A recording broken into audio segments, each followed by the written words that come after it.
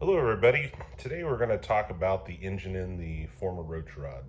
This engine was actually in the Roach Rod and is pretty much untouched other than a coat of paint. Um, Probably the coolest thing on this is the intake manifold. Um, I don't know that there were too many. I think Nixon maybe might have made a two-barrel intake for a small block Chevy in the 1950s, but other than that, they pretty much went to three two-barrels, three Strombergs right off the bat. So um, the first engine in the Roach Rod was a 283 that my friend Dan Mitchell and I got at the Oakland Pick and Pull on half price day out of a 65 El Camino. It had a rebuilder tag on it, and we thought, hey, this thing, this will work. And it was an actual 283. We paid 75 bucks for it. It was, so that was 2000, 2001 or so. So that engine we ran in the car for probably, or I ran in the car for probably a year or more. Ran great, but it developed a blown head gasket. So we pulled it out, and after the billet proof that they had in Livermore that year, we had the ham motor meltdown to try to raise money for the ham, to keep the ham going. And guys would guess how long the thing would run without water and oil in it at wide open throttle. And I forget who won, but a guy nailed it like right on the money. Actually, I think two people actually did. So they split the pot, and half the money went towards the ham. So that was fun. We just wired the throttle, backwards. Put the spring on backwards to pull the throttle blades wide open. Drained all the oil and water out of it. Pulled the timing chain cover off so you can see the timing chain whizzing around. And it went for, I don't know if it went for a minute 50 seconds or something like that. There's actually a video on YouTube that you can see of it. Anyway, after that, I started building this 350. It's got a crane cam and hypertectic pistons, all balanced and everything. A little bit of, cleaning up the ports and stuff on the heads, but nothing crazy. But I wanted to disguise it as a 283 for the Ego-Rama.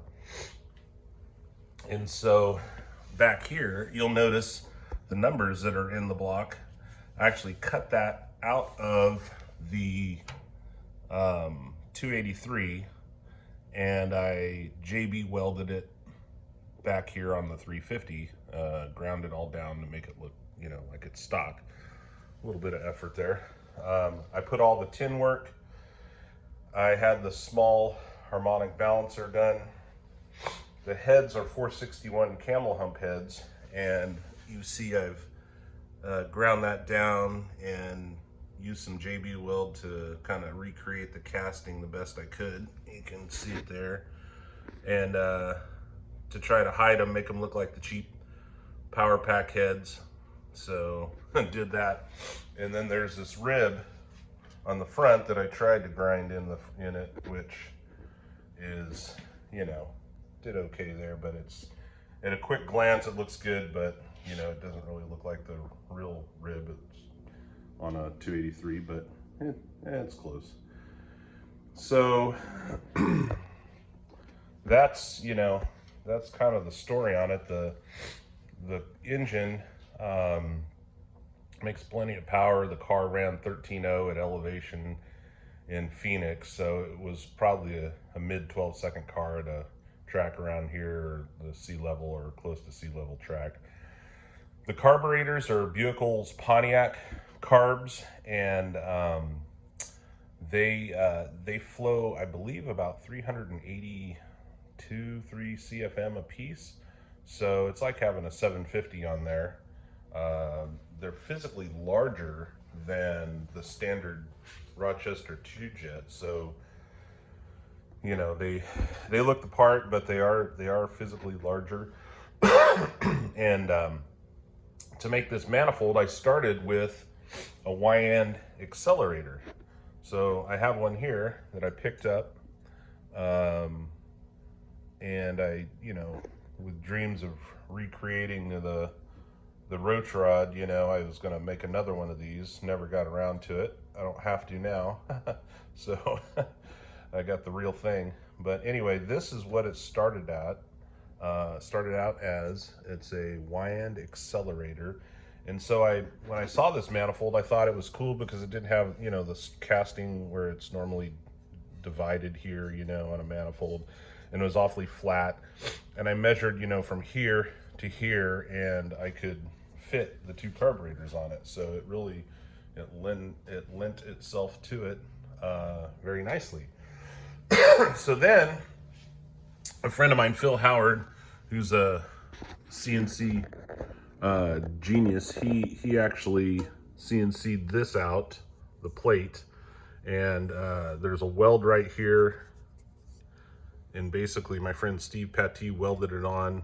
I ground it all down to look, like it was cast, and basically, yeah, it turned out pretty good. It probably needs to be cleaned up and blasted, but you can see where it's all fitted. You can kind of see a little bit here, but maybe I didn't grind it good enough or finish it off good enough, but it looks pretty good. It looks like it was made. Most people think it was cast this way when it really wasn't. So they called this the Samo Ram. Actually, the original Samo Ram, I think Harland on the ham was talking intake manifolds and these crazy ideas and built one out of steel, and I was like, just go buy one, and so I kind of poked fun at him and took a manifold and put big, I use like muffler pipe, and I put the carburetors up about 4 feet high, and I made a post on the ham. I don't know if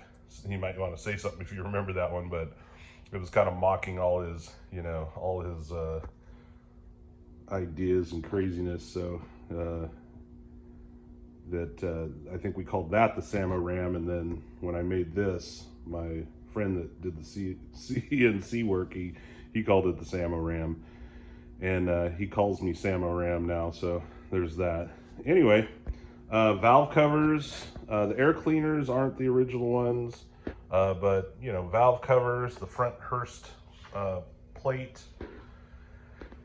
pulleys, fan, that's all from the original Roach Rod distributor. The MSD's hidden up underneath the dash.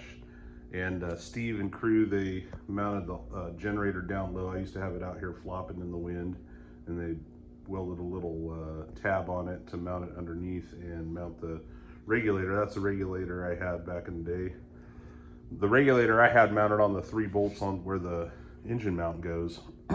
But anyway, so that's the engine. So everybody have a nice day.